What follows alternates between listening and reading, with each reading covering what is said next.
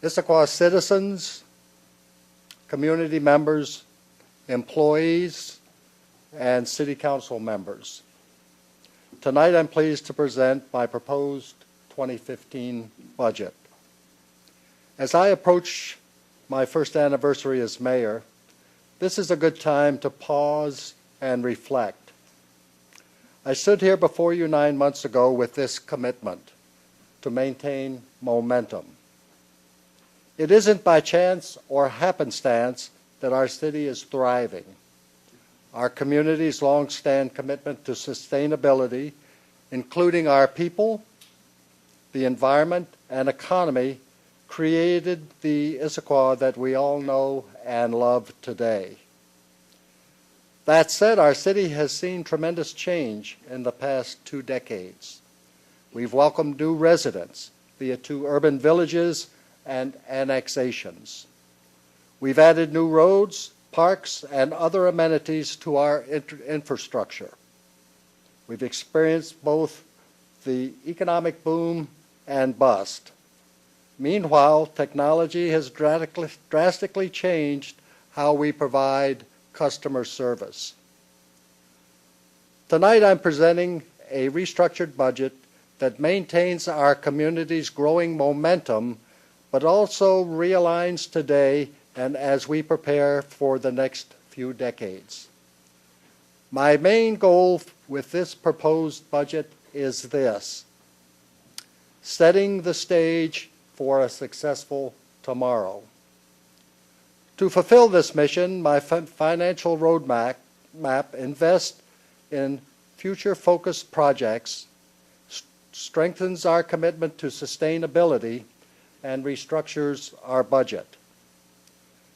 To achieve this, we have the right team in place to successfully implement this long-term solution.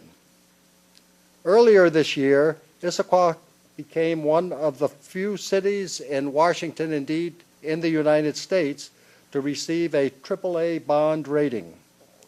A AAA bond rating is the highest possible rating from Standard & Poor's.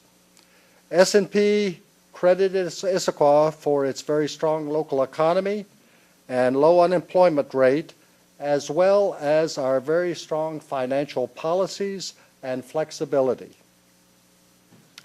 Our community has tangible needs today that must be delivered in the short term. In addition, required growth is coming to Issaquah in the next several decades that necessitates long-range planning. Now is the time to assess our current infrastructure, fix what needs to be repaired, and start investing in our future. This proposed budget includes a continued investment in transportation improvements citywide.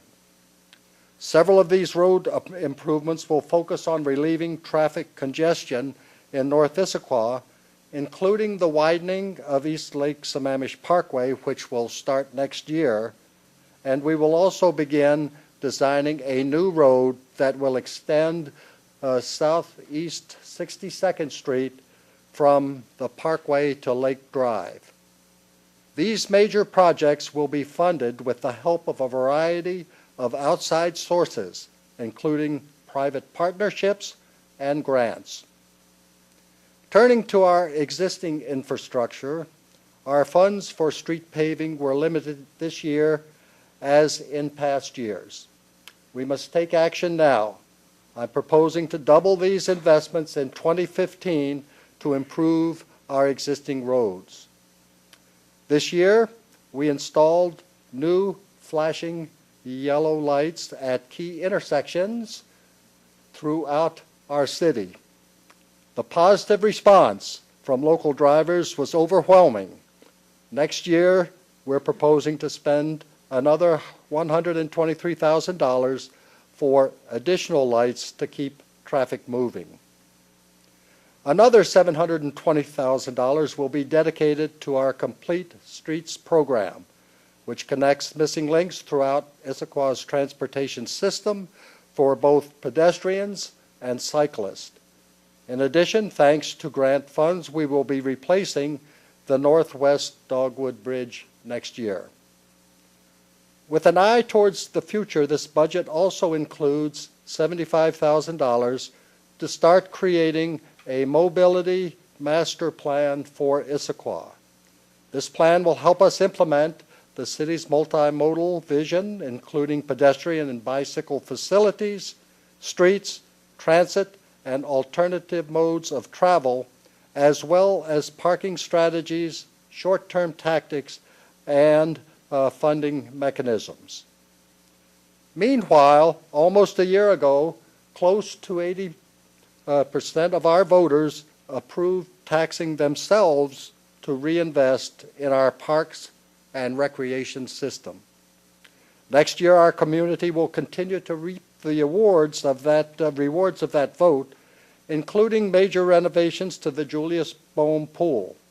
We'll also be acquiring additional open space, and we're working hard to obtain a $2.5 million state grant during the 2015 legislative session for confluence area parks.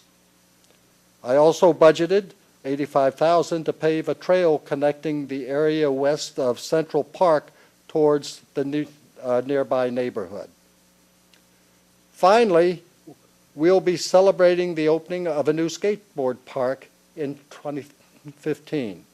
After a public process this year, the community's vision and excitement for the park was extremely clear. To meet this vision, my budget includes additional funds to build our users' preferred design. As we continue planning for the future, our commitment to sustainability, including Issaquah's people, environment, and economy, remains strong. We recognize that Issaquah shares in the responsibility of meeting our community's basic human needs. In 2015, I proposed dedicating close to $900,000 to local human services, which includes everything from the Issaquah Food and Clothing Bank to senior services to workforce housing. Safety is paramount to a thriving community, and Issaquah's budget reflects this priority. More than 40% of the general fund is dedicated to police, fire, and emergency medical service. Meeting a council goal, an additional $70,000 is included in the budget for extra police, parks maintenance, and human services outreach in our downtown. Meanwhile, we also plan to launch a reverse 911 system next year, allowing us to reach targeted audiences during emergencies and disasters. The second component of sustainability, the environment, is always top in our mind and our planning. Along with our open space preservation efforts next year, we plan to restore valuable habitat along the east fork of the Issaquah Creek, adjacent to confluence area parks. Concerning our local economy, development efforts in 2015, this budget includes funds for a professional marketing packet to recruit targeted business sectors. We will also begin the council's goal of enhancing Old Town by funding some improvements to the historic Shell gas station on Front Street.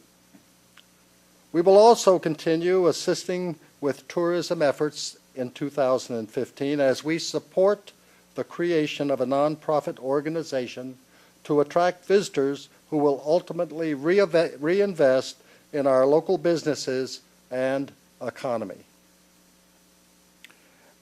As I turn now to how we've restructured our financial roadmap, I'd like to highlight these simple words. This is a balanced budget. Our proposed general fund this year doesn't rely on reserves or cash balances to support it. Instead, we found expenditure efficiencies and restructured some revenue streams. My goal is to build a plan that will last for the long term. This proposed budget is a great first start. In 2013, our city staff move to self-funded medical insurance. Thanks to this smart switch, insurance premiums will not increase in 2015. While our pool is renovated next year, this is also a good time to take a fresh look at pool operations and find further efficiencies in how we provide service. A welcome upgrade to our financial system will also boost our productivity and enhance employee communications.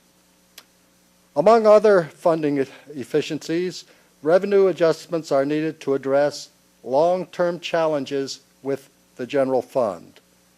As we've seen in years past, a major source of revenue for the city, sales and use taxes, can dramatically fluctuate and are not always reliable as we plan for Issaquah's future.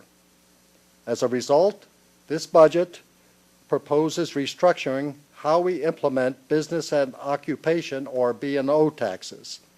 Under the plan, more than 30% of those who do business in Issaquah would be exempt from the tax, which creates tangible efficiencies.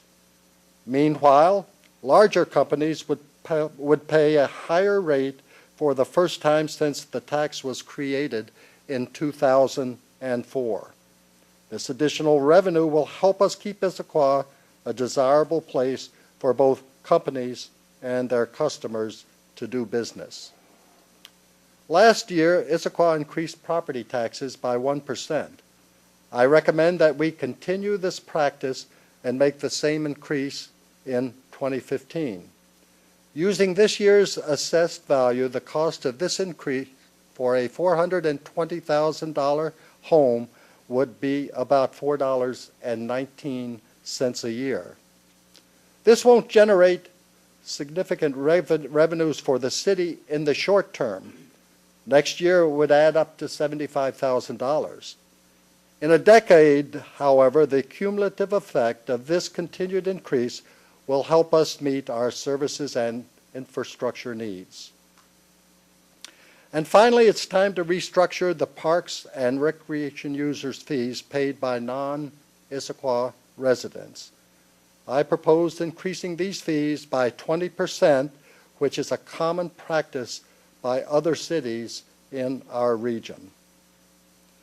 Speaking of revenues, I'd also like to reflect on the great work that our staff does each year to successfully acquire grant funds year after year to support some of our costs. This year, our city has received more than $3 million in grants, which directly reduces taxpayer costs.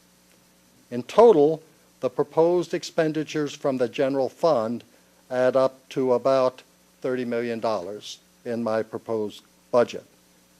We will end 2014 with an estimated fund balance of a little under $8 million in the general fund, which represents 21% of our total expenditures.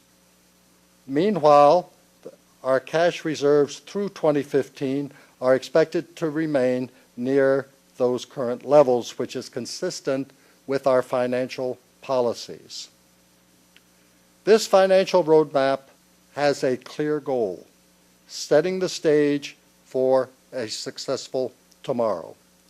We started out on the right foot earlier this year when the City Council adopted its 5 goals for 2015 and included clear action terms and timelines for moving forward.